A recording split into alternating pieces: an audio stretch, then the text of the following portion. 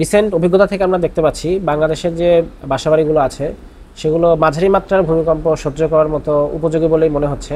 কেননা 5.7 মাত্রার যে ভূমিকম্প হয়ে গেছে, যেটার উৎপত্তিস্থল ছিল বাংলাদেশ, সেখানে ঢাকা শহরের আমি যেটা বলবো যে 90% বিল্ডিং কিন্তু ক্ষতিগ্রস্ত হয়নি। যেটুকু বিল্ডিং ক্ষতিগ্রস্ত হয়েছে সেগুলো তো বেশ কিছু বিল্ডিংয়ে আমরা দেখেছি নন স্ট্রাকচারাল কিনা এসেছে, মানে যেটা খুব একটা লাইফ রিস্ক নাই। তবে যদি এর থেকে বেশি মাত্রার কোনো ভূমিকম্প আসে, সেটা হতে পারে 6 মাত্রার বা তার চেয়ে বেশি, তাহলে যে বাসাবাড়িগুলো বিল্ডিং কোড অনুযায়ী ডিজাইন করা হয়নি সেগুলো মারাত্মকভাবে ক্ষতিগ্রস্ত হওয়ার আশঙ্কা রয়েছে। তবে এই মুহূর্তে বাংলাদেশের যে বিল্ডিংগুলো আছে সেগুলো আমি মনে করি যে মাঝারি মাত্রার ভূমিকম্প সহ্য করার মতো উপযোগী, এবং এটা নিয়ে খুব বেশি আতঙ্কিত, মাঝারি মাত্রার ভূমিকম্পের জন্য খুব বেশি আতঙ্কিত হওয়ার কিছু নয়। ভূমিকম্প চলাকালীন সময়ে আমরা বিল্ডিং থেকে বের হওয়ার জন্য কখনোই লিফট ব্যবহার করব না, বা সিঁড়ি দিয়ে তাড়াহুড়া করে নামানোর চেষ্টা করব না। তবে যারা নিচতলা বা দোতলায় আছেন তারা চেষ্টা করতে পারেন সিঁড়ি ব্যবহার করে বের হওয়ার।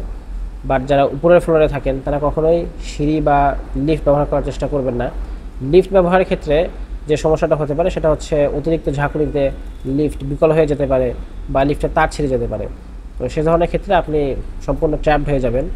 আর সিঁড়ি ব্যবহারের ক্ষেত্রে আমরা যেটা দেখেছি বিভিন্ন জায়গাতে, যে বিল্ডিং যদি টিকেও যায় তারপরেও সিঁড়িতে হুড়াহুড়ি করে নামতে গিয়ে, অনেকে একসাথে নামতে গিয়ে অনেকে আহত হচ্ছেন। বাংলাদেশের রিসেন্ট ভূমিকম্পেও অনেকে সিঁড়িতে নামতে আহত হয়েছেন। কাজেই আমি বলবো যে সিঁড়ি ব্যবহার করার দরকার নাই যদি আপনি হাই রাইজ বিল্ডিংয়ে থাকেন। অনেকে বলে থাকেন বা আপনারা বিভিন্ন জায়গায় দেখে থাকবেন, অনেকে বিমের নিচে বা কলামের নিচে বা দরজার চৌকাঠের নিচে দাঁড়াতে বলেন।